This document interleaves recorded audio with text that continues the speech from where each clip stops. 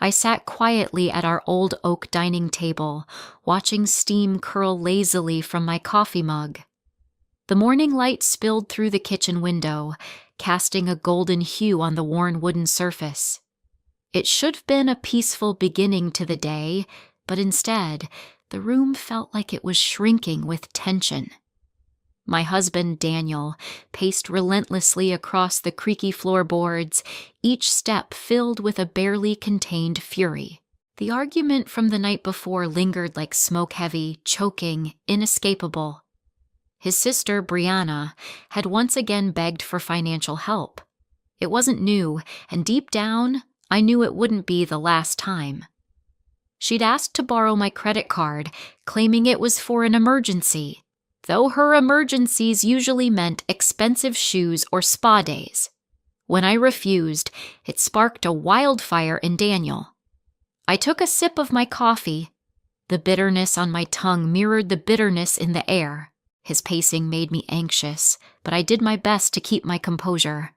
I could feel him staring, practically daring me to change my mind. But I couldn't. I wouldn't. This pattern had gone on far too long. "Daniel," I said softly, slicing through the silence. "We need to talk about this calmly. We can't keep enabling Brianna's reckless spending. It's not fair to us, and honestly, it's not helping her grow." He halted mid-stride, turning to face me, his jaw tight and cheeks flushed. "Not fair? Not helping? Sophie, she's my sister. Family comes first. How can you be so heartless?" The words hit like a slap, but I held firm. Setting boundaries isn't cruel. We've bailed her out more times than I can count, and nothing's changed. If we really care about her, we'd help her stand on her own 2 feet, not hand her a crutch every time. Daniel's nostrils flared, the vein in his forehead twitching. "You don't get it? You've never had siblings. You don't understand what that kind of loyalty looks like." The words stung, but I swallowed the hurt. "Maybe I don't have siblings," I said evenly, "but I understand responsibility. Right now, our responsibility is to this household, to our future. We can't keep emptying our savings to clean up Brianna's messes." For a moment, he seemed to waver. His shoulders slumped slightly, and I hoped just briefly that maybe he was listening. But then his gaze turned cold. "You will give her your credit card," he said, voice low and dangerous. "She's coming over this afternoon, and you'll hand it to her with a smile. Understood?" A shiver ran through me, but I stood my ground. "No, Daniel, I won't. We can support her in better ways, like helping her budget or talking to a financial coach. But I won't be her ATM anymore." I never got to finish my thought.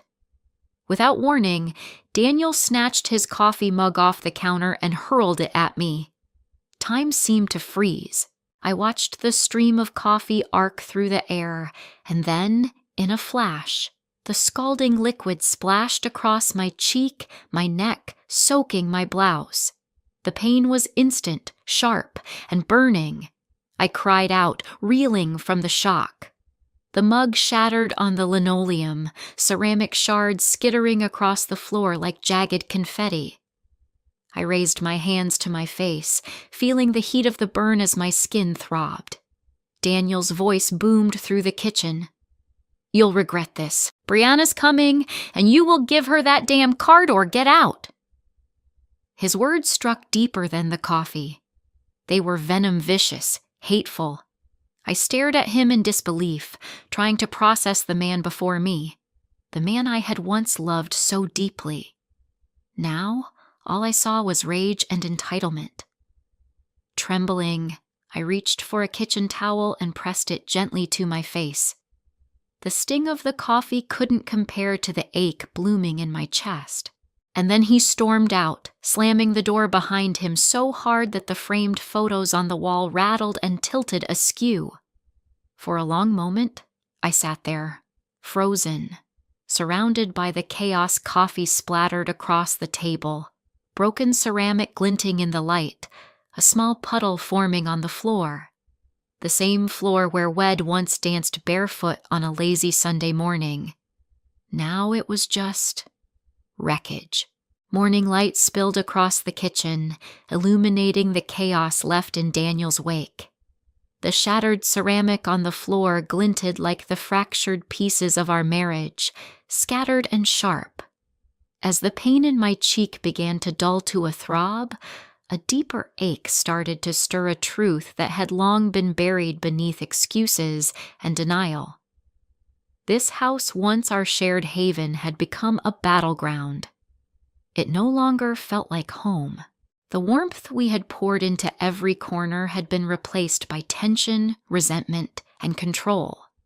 The walls, once covered in laughter and dreams, now felt like they were pressing in on me, suffocating, cold, and unforgiving.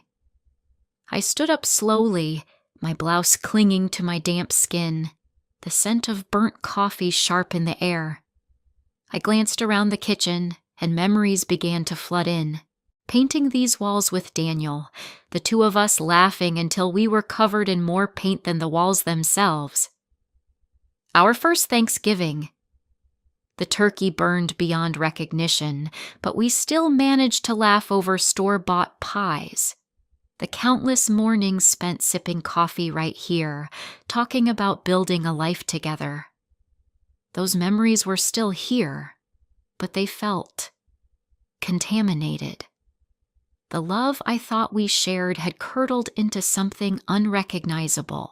The warmth had faded, replaced by icy silence and sharp words. The man I married wasn't just distant anymore, he was cruel, controlling.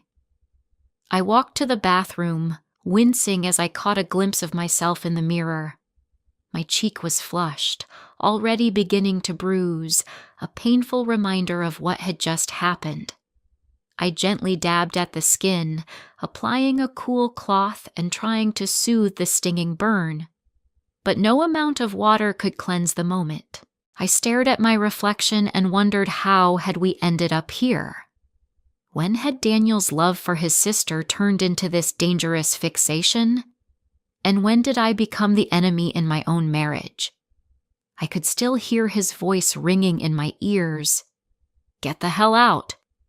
And for the first time, I thought maybe I should. The idea was terrifying, but also freeing. Could I really do it? Just leave? Where would I go? What would I do? I stared into my own eyes that looked tired and haunted, but also resolute. Deep down, I knew the answer. I had to go. For my safety. For my sanity. For myself. With trembling hands, I reached for my phone. I needed to talk to someone. I needed help. But as I scrolled through my contacts, a hollow ache spread in my chest. So many names and yet so much distance. Over the years, friends had fallen away, worn down by Daniel's possessiveness or frustrated by my endless excuses for why I couldn't come out. Then I saw it, Rachel, my best friend from college. The one person who had always tried to reach me, even when I'd pushed her away. I paused, shame creeping in as I thought about the times I ignored her texts, dismissed her concerns about Daniel. Would she even answer? I pressed the call button anyway. As the phone rang, I took a deep breath. My heart pounded. I had no idea what the next chapter of my life would look like, but I knew one thing. I would not be Daniel's punching bag, not physically, not emotionally, not ever again. I was done sacrificing my peace for someone else's chaos. Done silencing my own needs just to keep the peace. This was the beginning of something new. As I waited for Rachel to pick up, I made a quiet vow. This would be the last time Daniel would ever hurt me. I was choosing me. After the call ended, I sat in stunned silence, my thoughts swirling like a storm. My heart thudded loudly in the quiet house, each beat a reminder that I was still here, still standing. The old grandfather clock in the hallway ticked away the seconds with eerie precision, each one marking the slow collapse of the life I once thought was secure. I glanced around the living room. Everywhere I looked, pieces of our shared past stared back at me: the photo gallery from our trip to Crystal Lake, the wedding portrait we'd taken on a breezy afternoon in Windmere Cove, the rustic furniture we'd proudly picked out from that quirky antique shop in Rivertown. What happened to us? How had we gone from soulmates to strangers? My gaze drifted to the coffee table, where a framed picture of Daniel and me sat, a snapshot from our honeymoon gondola ride in Venice. He was grinning, trying to take a selfie, while I laughed beside him, carefree and glowing. I reached for the photo, my fingers brushing the glass. A single tear dropped onto the frame. I turned it face down. The past was over. It was a Saturday when I reached out and picked up the photo frame, running my fingers over the smooth glass. In the picture, Daniel and I were laughing in a gondola on the canals of Venice, his arm outstretched, trying to take a selfie while the gondolier behind us rolled his eyes with dramatic flair. We looked so happy, so full of light. I had believed with all my heart that our love could survive anything. A tear landed on the glass. I hadn't even realized I was crying. I gently set the photo face down on the table. I couldn't look at it anymore. This house, once my sanctuary, now felt like a prison. Each wall whispered memories that used to bring me comfort. Now they only haunted me. They held the echo of Daniel's outbursts and Brianna's endless intrusions. The laughter had died. The warmth had turned to frost. I touched my cheek. It still burned where the coffee had hit me. The sting had dulled, but it was a physical reminder of how far we'd fallen and how far Daniel had gone. This was it. The line had been crossed. There was no turning back now. A strange calm washed over me, as if my body finally accepted what my heart had been screaming for months. I had to leave. Not just for a few hours to cool down, for good. Once the decision settled in, I moved quickly. I walked to our bedroom, my bedroom now, and yanked open the closet door. My hand found the old blue Samsonite suitcase we'd bought for our honeymoon. As I pulled it down, a cascade of shoeboxes tumbled from the top shelf, their contents spilling across the floor.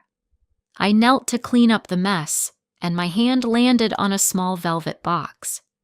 My breath caught as I opened it. Inside were the pearl earrings Daniel had given me for our first anniversary.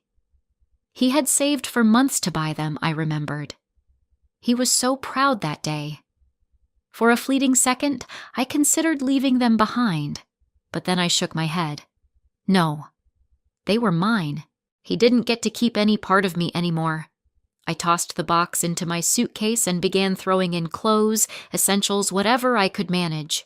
My hands trembled, but my mind was razor sharp. It felt like a fog had finally lifted, revealing a path I hadn't dared to see before. I moved through the house with purpose, collecting the things that mattered: my laptop, full of years of writing I'd tucked away, the quilt my grandmother sewed for me when I left for college, a box of letters from my parents, both long gone now. Every item I packed felt like an act of defiance, a reclaiming of the pieces of myself I had buried under Daniel's shadow.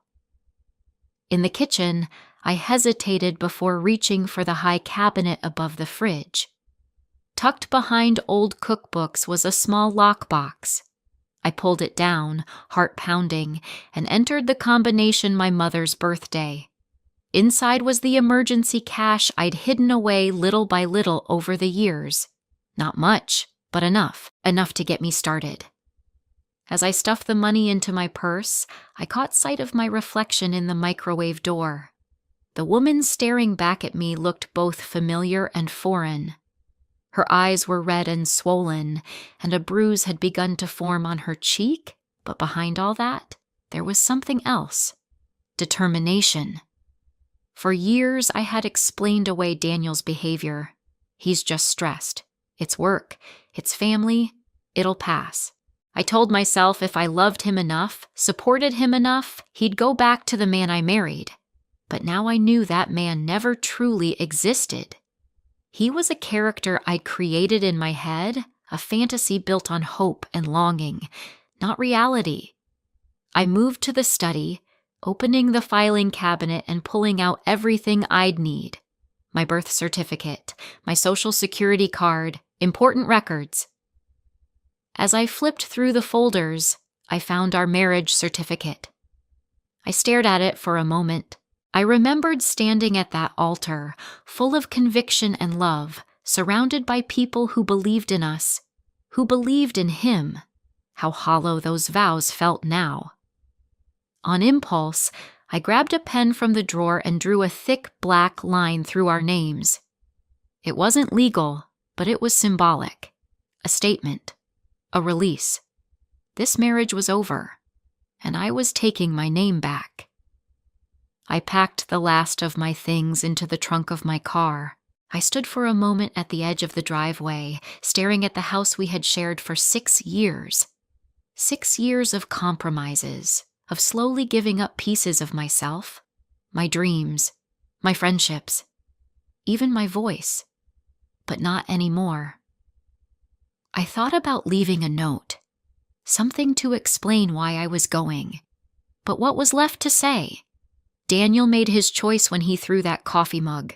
Now I was making mine. What could I possibly say that Daniel didn't already know? He made his choice the moment he hurled that coffee mug at me. Now I was making mine. My chest felt tight as I slid into the driver's seat, but beneath the weight of fear was something else, something unfamiliar, something brave. Hope. I wasn't just running away. I was finally choosing me. For the first time in years, the road ahead was mine. And even though I had no idea where it would lead, I knew this much. I wasn't going back.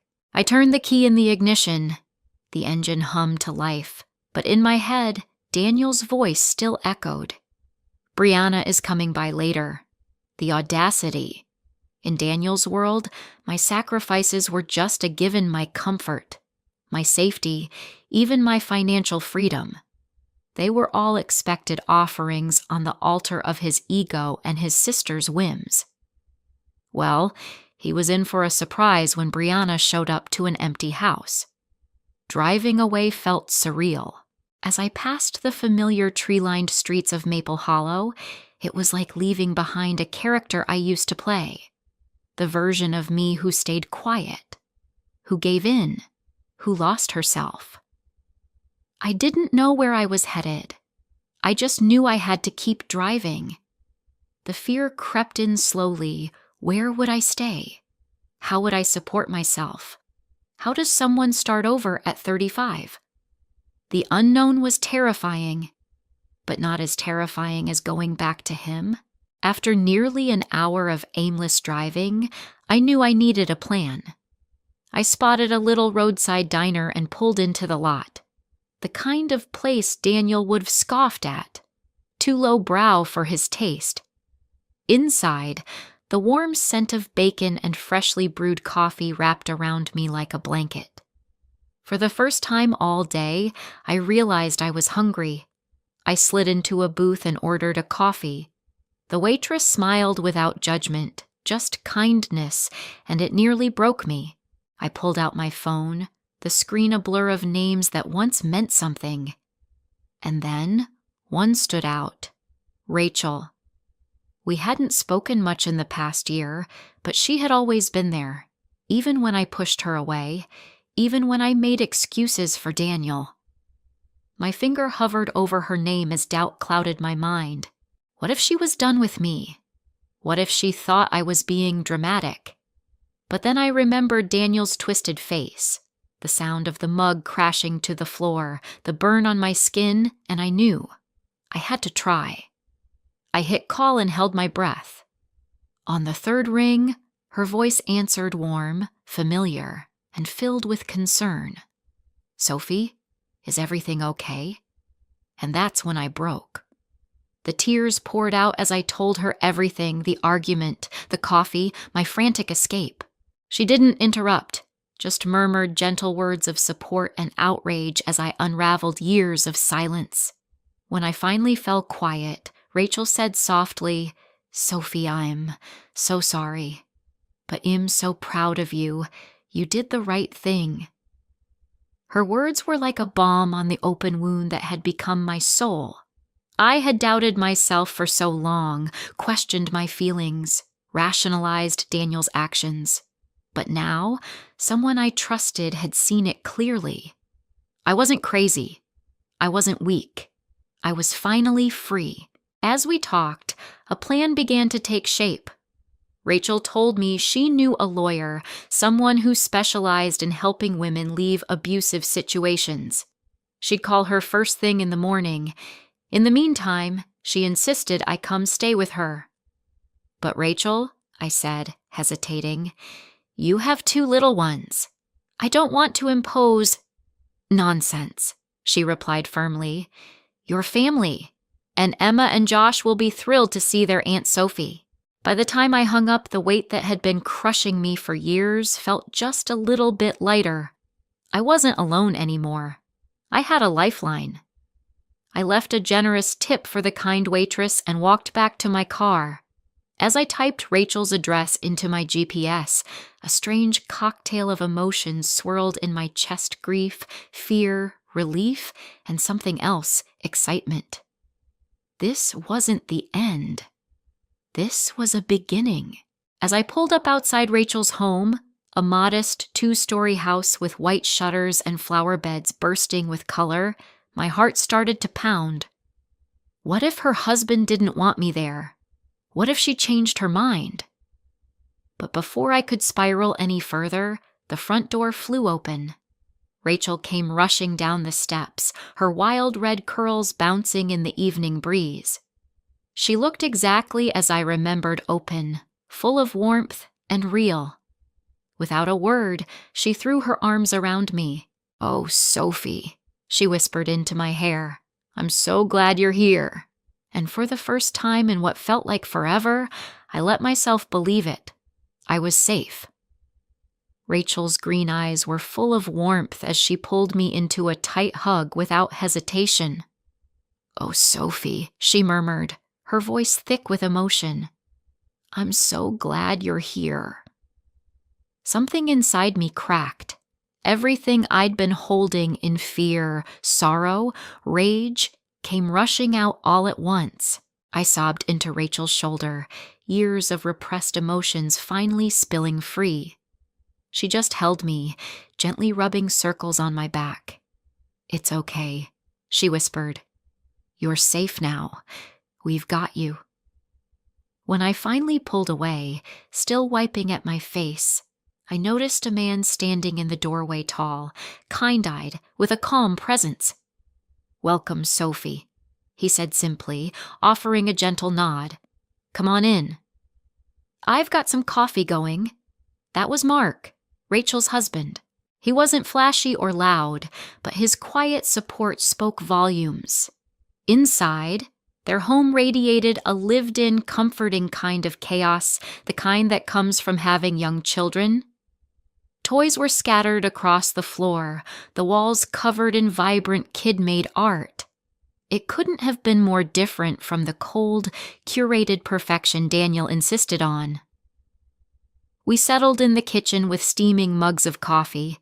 It felt surreal, like Eid stumbled into a parallel universe where kindness and safety still existed. Rachel's 2 kids peeked around the corner. Emma, who was 7, squealed when she saw me. "Aunt Sophie!" she cried, running over for a hug. I knelt down and hugged her tight. Her little brother, Josh, only 4, hovered behind her shyly, peeking out with wide eyes.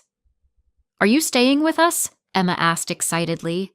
"Can we have a sleepover in the guest room?" I let out a surprised laugh, my first real one in weeks.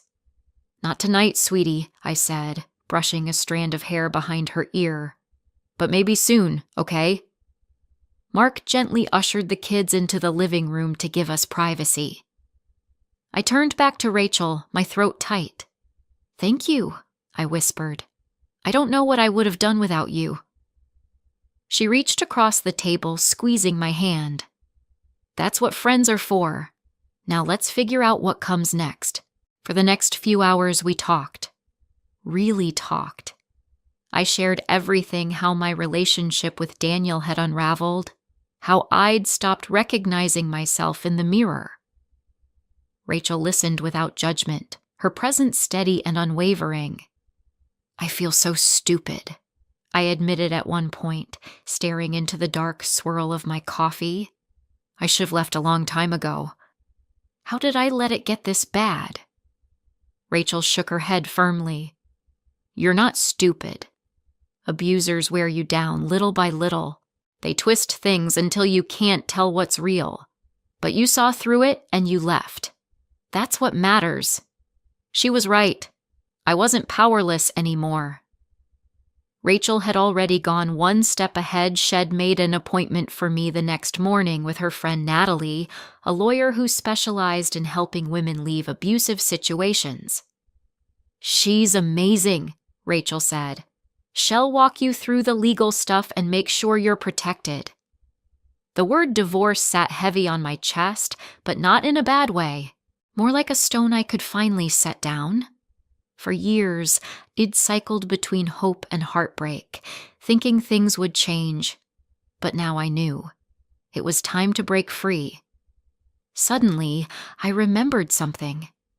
"What about work?" I asked, my mind darting to the part-time librarian job I'd left behind. Daniel always called it my cute little hobby after I gave up on writing. Rachel's eyes lit up. "Actually, I might have just the thing. You remember my cousin Lila? She owns that cozy little bookstore downtown, the Book Nook. She mentioned she's looking for help. It's not full-time, but it's something." The idea made my heart flutter. A bookstore, surrounded by stories and words. It was a world Daniel had always dismissed, but one I secretly longed for. "It's perfect," I said softly. As the evening went on, we began to make lists, documents I'd need, people to call, basic essentials to replace. It was a little overwhelming, but for the first time in forever, I felt like I had agency. "Oh!" Rachel said suddenly, disappearing into the other room. She returned with a small gift bag and placed it in front of me. Inside was a prepaid cell phone. "I picked it up earlier today," she explained. "It's not connected to your old account. Daniel can't track it, and the records are private. You should use this going forward, just in case." My throat tightened as I stared down at the simple device. It was such a small object, but it meant freedom. "Thank you," I whispered. Tears rising again, but this time they weren't from fear. We wrapped up the night in quiet companionship. Rachel insisted I take the guest room for now. "You need rest." "Real rest," she said. "We'll take things one step at a time." And I believed her, because now I had a plan. I had a place. I had people who loved me. I wasn't running anymore. I was rebuilding. "You need a safe place to rest," Rachel said firmly. "We'll go by your hotel tomorrow to check out and grab your things." That night, as I lay in the unfamiliar bed of her guest room, wrapped in the soft sounds of a happy family home, I found myself thinking about Daniel. By now, he would have realized I was gone. Would he be worried? Angry? Would he even care? I imagined Brianna showing up to Orish House, expecting me to hand over my credit card like always. The thought of their surprise gave me a small, guilty thrill, but then I remembered Daniel's rage, the mug, the heat of the coffee on my skin. And just like that, any lingering doubt vanished. As I drifted off to sleep, I thought about something I hadn't dared to in years: the future. What did I want my life to look like? Who was I now, if not Daniel's wife? The next morning, I woke early, more rested than I had been in months. From downstairs, the scent of coffee and sizzling bacon wafted up through the house. I could hear the cheerful chaos of Rachel's family starting their day. For a moment, I just lay there, letting the peace settle over me. Then I got up, ready to face the day, whatever it might bring. After a quick shower, I joined them for breakfast. The kids were chatting a mile a minute about their plans for the day, while Mark quizzed them on their homework between bites of toast.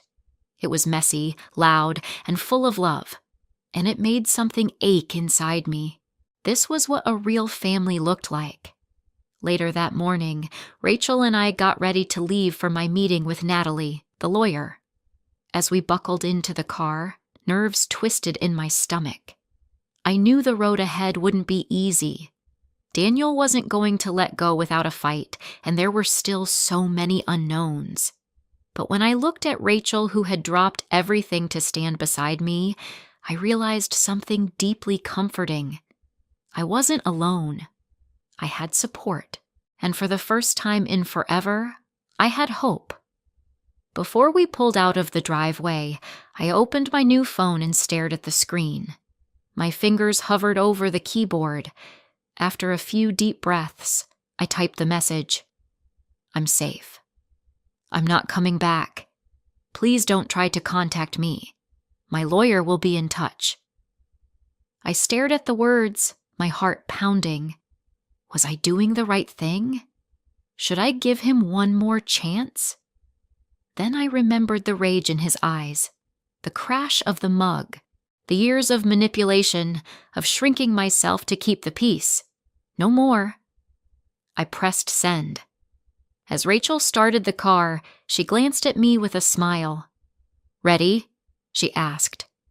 I took a steadying breath. Ready. And with that, we drove off toward something new. Something mine. Natalie's law office wasn't anything like I'd imagined. I expected cold lighting and stiff suits, but instead, the waiting area was warm and welcoming. Potted plants sat in cozy corners. Abstract art lined the walls in bursts of color. It felt like a place where people were heard.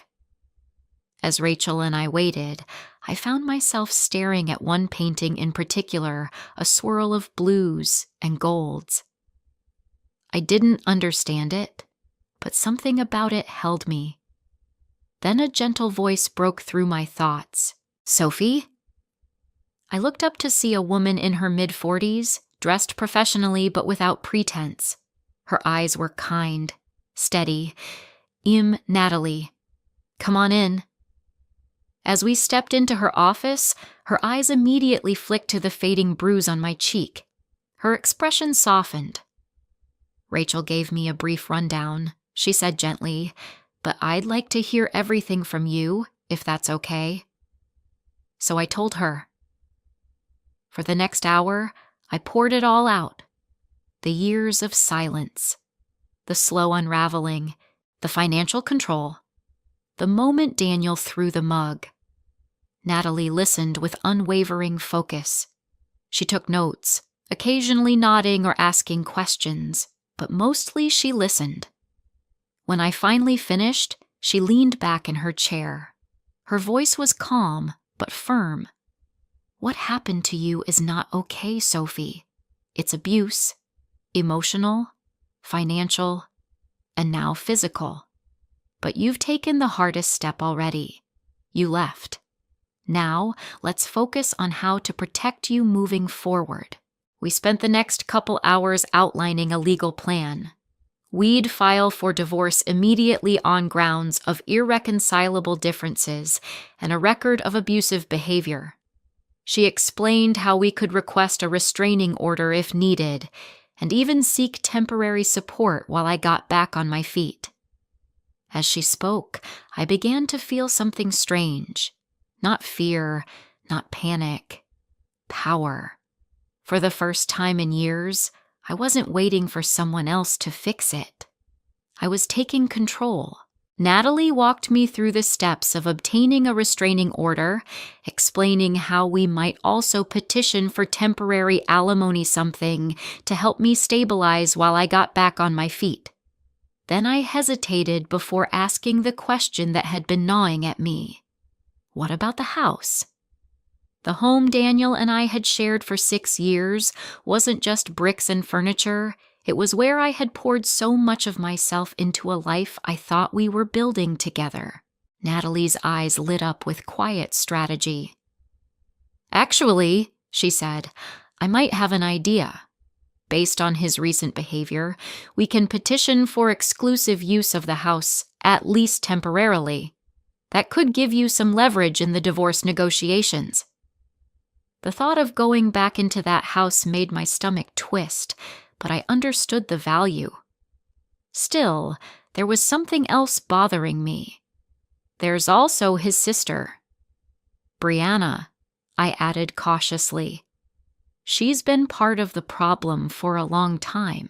Daniel told her to go by the house to get my credit card. Natalie's expression tightened. Financial abuse is very real and very serious. We'll take steps to protect your credit and your assets. She won't get anything from you again.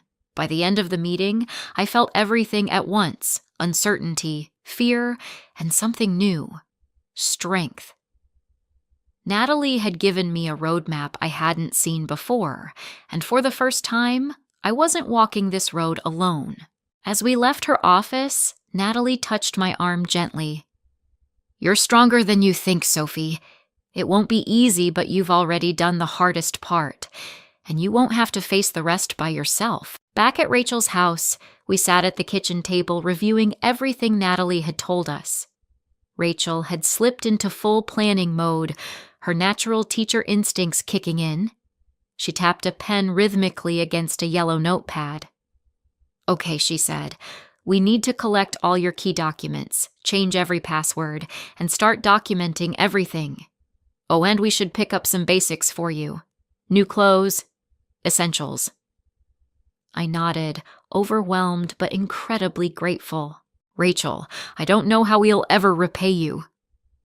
She reached across the table and gave my hand a squeeze. You don't have to. That's what friends are for, she smiled. Besides, I always knew Daniel was a jerk. It's about time someone knocked him off his pedestal. We spent the rest of the afternoon making calls and sending emails. I canceled the joint credit cards, updated every online password, and set up a new email address. Each step felt like reclaiming a lost part of myself. That evening, Rachel's phone buzzed. She glanced at it, then looked up at me with a mix of nerves and excitement.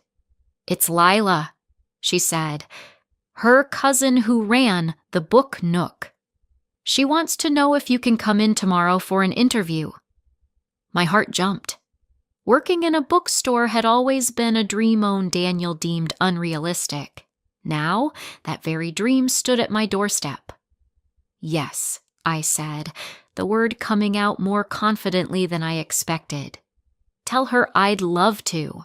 That night, lying in the guest bed, my thoughts swirled. I couldn't help but wonder what Daniel was thinking. Was he worried? Furious? Already planning his next move? And what about Brianna, walking into an empty house with no credit card waiting for her? Part of me felt a pang of guilt, but a larger part of me felt free. The next morning, I woke early. My body buzzed with nervous energy. Rachel helped me pick out an outfit soft blouse and a navy skirt. Simple, but professional. I looked in the mirror and, for once, recognized myself. The Book Nook was everything I imagined and more. Cozy shelves stretched to the ceiling, the scent of paper and ink filling the air. There were reading nooks tucked into corners and fairy lights strung along the rafters. Lila met me near the front. She was vibrant, with cropped hair and a kind smile that immediately put me at ease. After a bit of small talk about books and my background, she leaned forward. Rachel tells me you're in a bit of a tough season. I hesitated. How much should I share? But something in Lila's expression felt safe. "I'm leaving my husband," I said. The words still felt foreign on my tongue. "I need a fresh start." Lila nodded, her tone shifting to gentle sincerity. "Well, I can't promise you much in terms of pay, at least not yet, but what I can offer is a place where you'll be safe, a peaceful place to work, and all the books you can get your hands on." My throat tightened. It sounded like heaven. "When can I start?" I asked, unable to hide the hope in my voice. Lila chuckled. "How about next Monday? That'll give you a little time to breathe."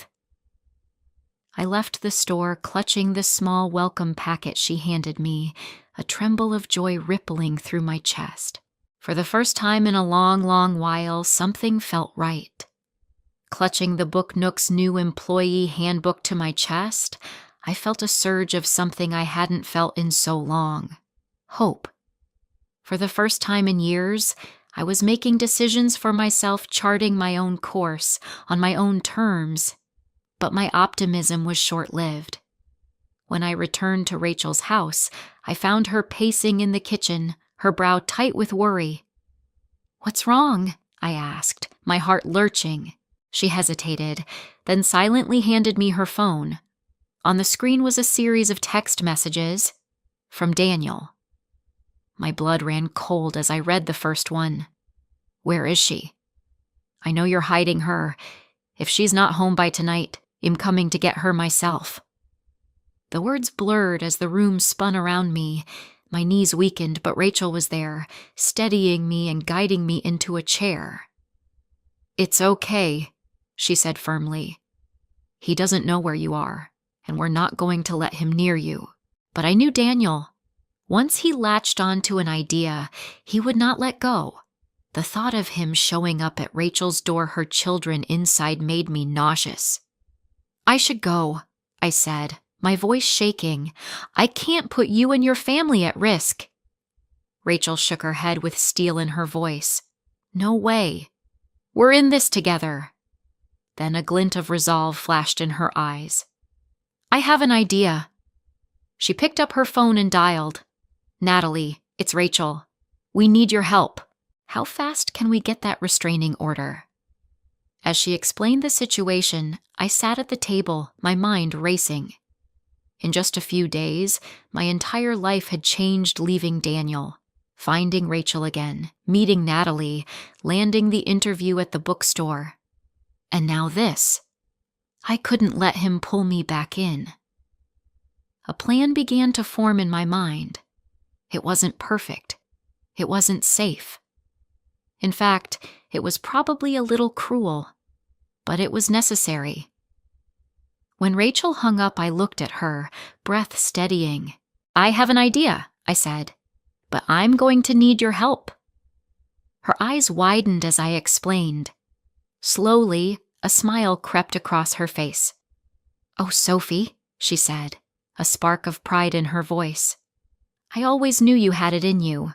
For the rest of the day, we put our plan into motion, making calls, sending emails, tying every loose end. I didn't know how it would all play out, but for the first time in years, I wasn't reacting. I was leading. As the sun began to dip below the horizon, long shadows stretched across the living room floor. I sat quietly by the window, watching the street. Any minute now he'd show. But this time, I was ready. The sky had turned a brilliant shade of orange and rose when I heard the sound of a car pulling into the driveway. My pulse kicked up. I pulled the curtain back just enough to see Daniel's sleek black Audi, and in the passenger seat Brianna, wearing designer heels and enough perfume to announce her arrival before the doorbell. I took a breath, bracing myself. "They're here," I said quietly. Rachel, sitting on the couch, gave me a calm, encouraging smile. "Remember, you've got this. We're right here with you." I watched as Daniel stepped out of the car in his favorite tailored suit, his go-to outfit when he wanted to intimidate. Brianna strutted beside him, dressed like she was attending a cocktail party, not a confrontation. Their expressions were a mix of arrogance and irritation. Through the evening air, I could already hear Brianna complaining. "Can you believe she had the nerve to just leave like that? After everything you've done for her?" I couldn't hear Daniel's response, but the clenched jaw and narrowed eyes told me everything I needed to know. The doorbell rang its cheerful chime, completely at odds with the tension flooding the house. Rachel reached over and gave my hand one last squeeze before heading to the front door. I heard her voice, calm and cool. "Daniel." "Brianna." What a surprise. "Cut the crap, Rachel," Daniel barked. "Where is she?" "I know Sophie's here." "Why don't you come in?" Rachel said, her voice calm but unreadable. "We can talk about this civilly." I could hear their footsteps coming down the hallway. My palms were slick with sweat, but I took a slow breath and stayed rooted. I had a plan, and I was sticking to it. Daniel barged into the living room first, his eyes locking onto mine. For just a heartbeat, I saw a flicker of relief in his expression. But it vanished just as quickly, replaced by the familiar scowl of fury. "Sophie," he said, his voice low and seething, "what the hell do you think you're doing?" I stood up, spine straight, gaze steady. "I'm leaving you, Daniel." My voice was surprisingly clear. "Steady. Our marriage is over." Brianna gasped like she was watching a soap opera. Daniel's face darkened, red climbing his neck. "You can't just leave," he barked. "You're my wife. You have responsibilities, obligations." I took a breath, heat rising in my chest, but this time it wasn't fear. It was strength. "My only obligation is to myself," I replied. "I'm done being your punching bag. I'm done watching you put your sister's every whim above our marriage." Brianna stepped forward, her eyes flashing with fury. "How dare you? Daniel's always taken care of you." "You ungrateful." "That's enough," Rachel cut in, her voice sharp. "This is between Sophie and Daniel. You don't get a say." Daniel turned on Rachel, fists clenched. "Stay out of this. It's family business." "Family?" I laughed, bitter and exhausted. "Is that what you call it, throwing a mug at my face? Demanding I hand over my credit card to your sister?" Daniel had the decency to look momentarily shaken, but he recovered quickly, schooling his face into that familiar look of forced calm. "You're exaggerating. It was just a fight. If you'd come home, we could fix this." I shook my head, feeling the weight of every excuse I'd made for him melt away. "No, Daniel. We're past that. I've made my decision. You can't just decide that," he shouted, stepping toward me. "I won't let you ruin everything we've built." For a moment, fear flickered in my chest, but before he could take another step, a new voice cut through the air. "That's far enough, Mr. Bennett." All heads turned to the doorway.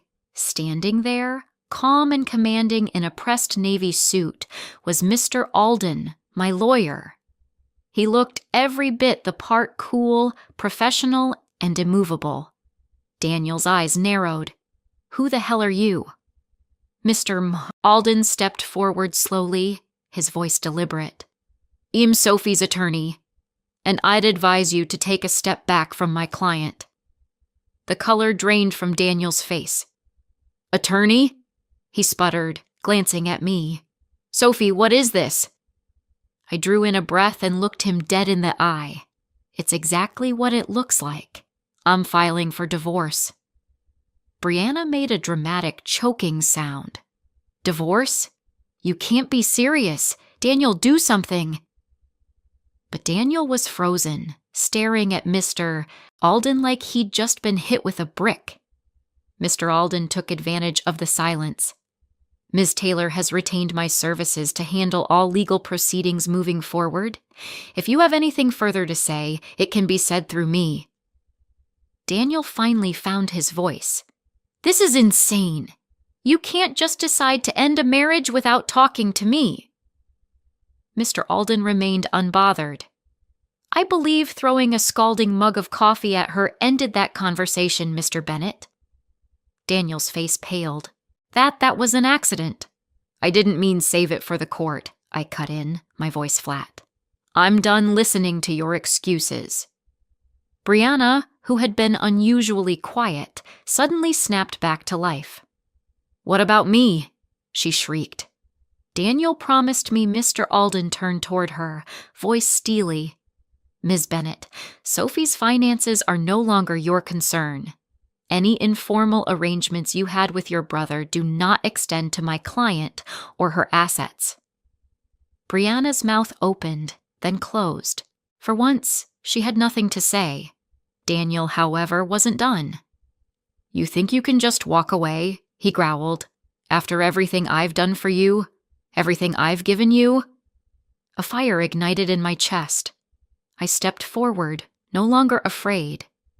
"Given me? What, Daniel? A life where I had to walk on eggshells? Where I lost my voice, my dreams, my self-worth just to keep the peace?" I shook my head slowly. "That's not love. That's control." Daniel stepped back slightly, stunned. But I wasn't finished. "And I'm done playing that game." "What exactly have you given me, Daniel?" I said, my voice shaking but strong. "A life where I have to walk on eggshells? Where I gave up my dreams, my friends, my entire self just to keep your temper at bay? That's not love. That's a prison." My words hit him like a blow. He actually staggered back a step, his face caught in a strange mix of confusion and hurt. And for a brief second, just a second, I saw a flicker of the man I once thought I loved. But then his eyes went cold again. "Fine," he spat. "If that's how you want to play it, then let's play. I'll fight you every step of the way, Sophie. You'll get nothing."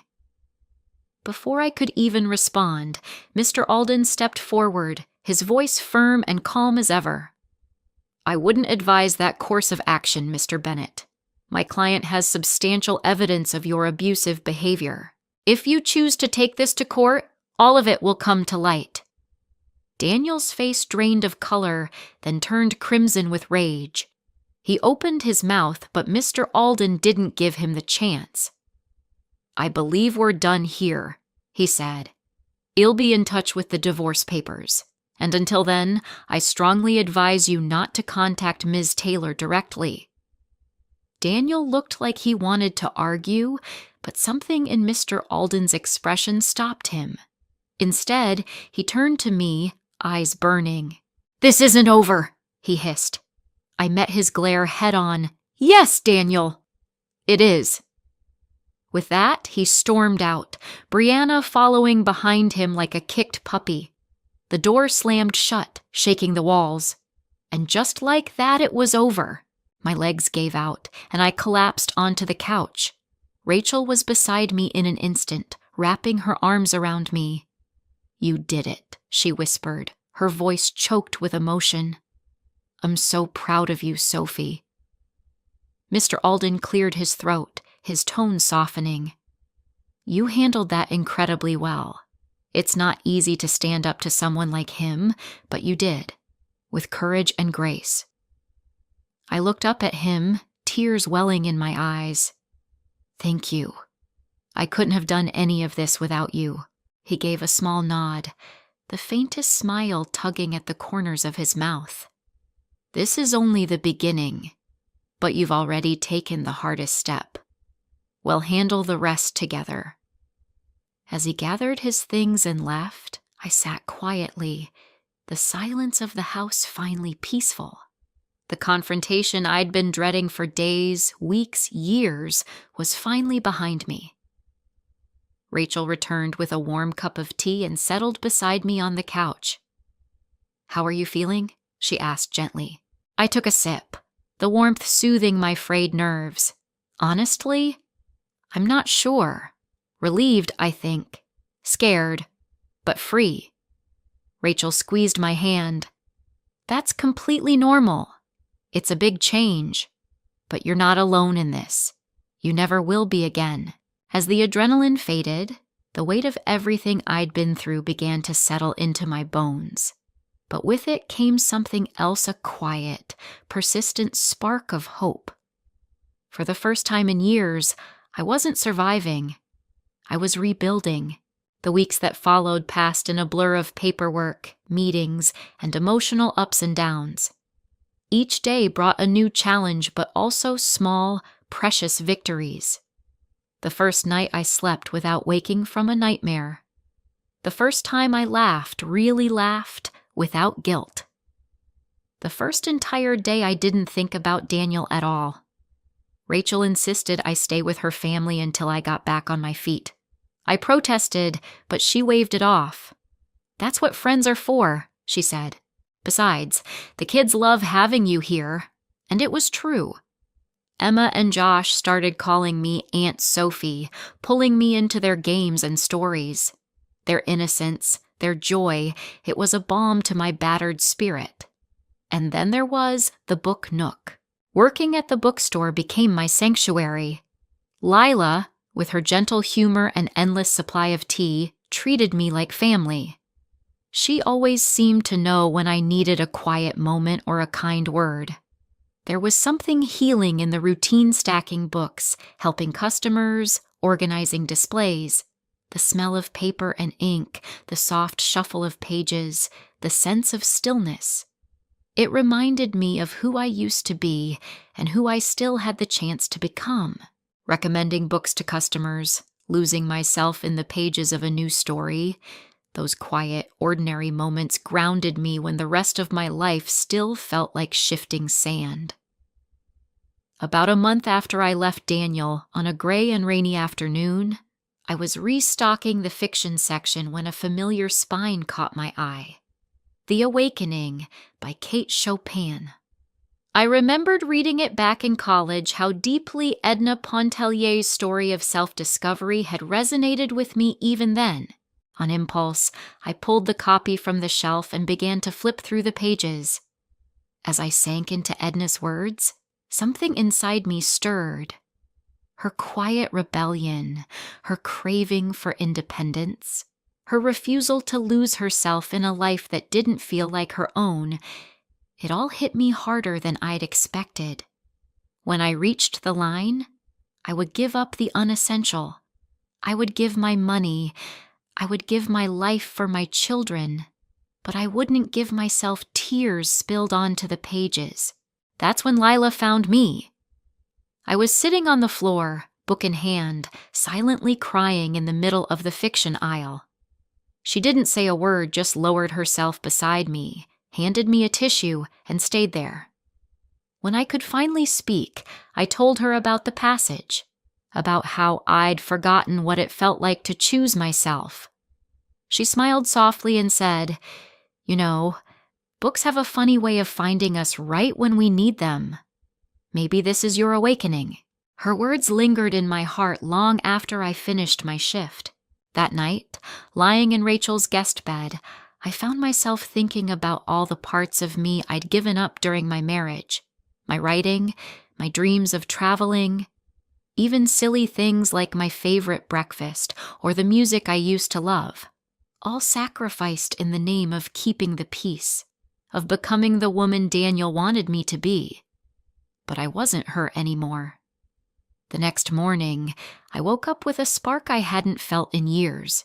I reached into my suitcase and pulled out my old laptop, covered in dust and barely holding charge. I opened a blank document, and I started writing. Messy, unfiltered, raw. I wrote about my marriage, about how slowly I lost myself, about the day I left and the woman I was starting to become. It wasn't polished or perfect, but it was mine. Soon, I fell into a new rhythm. Mornings were for writing before the world stirred, pouring my thoughts out like water from a long-clogged faucet. Then I'd head to the book nook, where the quiet hum of pages and the scent of paper wrapped around me like a warm hug. The customers, the stories, even just alphabetizing Spinezit all gave me a sense of peace. Evenings were split between quiet time to myself or cozy dinners with Rachel's family. Sometimes we played board games with the kids. Other times, we sat in silence with mugs of tea. And that silence? It felt safe. Mr. Alden kept me updated on the divorce proceedings. As expected, Daniel was making things as difficult as he could. He challenged every detail, twisted every truth. But I wasn't scared anymore. With Mr. Alden in my corner and solid documentation of Daniel's abuse, I felt ready. Each update brought anxiety, yes, but also relief, because each step was one more inch toward freedom. One Saturday, 2 months after I left, Rachel convinced me to come to a yoga class with her. "It'll help you reconnect with yourself," she said. "Physically, emotionally." I was skeptical, but I went. The studio was warm and calming, filled with soft music and the soothing scent of lavender. As I moved through the poses, my body resisted years of tension locked in every joint. But slowly, with each breath, something began to shift. Near the end, we settled into savasana, lying still, just breathing. The instructor's voice floated over us. "You are strong. You are worthy. You are enough." And for the first time in longer than I could remember, I believed it. After class, flushed and sore but lighter, I turned to Rachel. "Thank you," I said quietly. She smiled and squeezed my hand. No words needed. That night, I dreamed of Daniel. He was shouting at me, his face red with rage, but his voice was muffled, like I was watching it all through glass. I stood there watching him scream, and for the first time, I didn't feel afraid. I felt sad. For him. For the man he could have been. But not for myself. When I woke, heart racing, I lay there in the dark, stunned by the realization. His anger didn't control me anymore. I wasn't responsible for his feelings. I never had been. The next morning, I shared the dream with Rachel over coffee. She listened quietly, then said something that caught me off guard. "You know, Sophie, I think you're ready for the next step." I blinked. "What do you mean?" She smiled. "I think it's time for you to find a place of your own." "What do you mean?" I asked, tilting my head, curiosity piqued. Rachel smiled warmly. "I think it's time for you to find your own place," she said gently. "Not because we don't love having you here, believe me. We do, but because I think you're ready. Really ready to stand on your own 2 feet.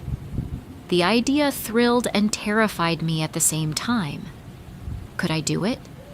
Live alone? Support myself? But as I sat with the thought, I realized Rachel was right. It was time. Apartment hunting was both exciting and overwhelming. I had to consider location, cost, safety, proximity to the book nook, all things I never used to think about because Daniel made every decision for us. But now I was choosing. With Rachel's help and a newfound confidence, I finally found a small studio apartment just a few blocks from the bookstore. It wasn't fancy, it wasn't big, but it was mine. Moving day was chaotic in the best way. Rachel, Mark, Emma, and Josh all pitched in hauling boxes, arranging furniture, eating way too much pizza on the floor as we laughed through the exhaustion. By evening, the space had started to take shape. The second-hand furniture we'd found at thrift shops, a few treasured belongings from my old life with Daniel, and new things just for me. Things I picked out with only myself in mind. When everyone left and the door clicked shut behind them, I stood in the middle of the room, slowly turning in a circle. A quiet, glowing sense of belonging settled over me. I walked to the window and looked out at the city lights twinkling in the distance. For the first time in a long time, I allowed myself to think beyond the next court date, the next task on my to-do list. What kind of life did I want? Who did I want to be? And then I remembered something my grandmother used to say. Life is a story, and you're the author. For so long, I'd let other people write my pages. Daniel, his family, expectations I never signed up for. But now the pen was in my hand. I turned to the small desk in the corner where my laptop waited. An idea began to form, something that had been tucked away for years. Maybe it was finally time to write the novel I'd once dreamed of. Not for Daniel, not for anyone else. For me. With a smile, I sat down, opened the laptop, and stared at the blank page. It no longer felt intimidating. It felt like freedom. I typed, Chapter 1, The Awakening. The words poured out of me. They weren't perfect, but they were real, and they were mine. As I wrote, a quiet peace settled in my chest. The road ahead would still hold challenges. My divorce wasn't finalized. Some days would be hard, but I knew, without question, I was going to be okay. More than okay. I was going to thrive. This wasn't just a new chapter. It was an entirely new book, and I couldn't wait to see how the story would unfold. As the first light of dawn broke through my window, I finally paused. I stretched, sore from sitting, but alive in a way I hadn't felt in years. I moved to the kitchen and brewed a fresh cup of coffee. Standing there, watching the sunrise paint the sky in soft pinks and glowing gold, I raised my mug, a silent toast, to new beginnings, to rediscovered strength, to the endless possibilities ahead, to my new chapter.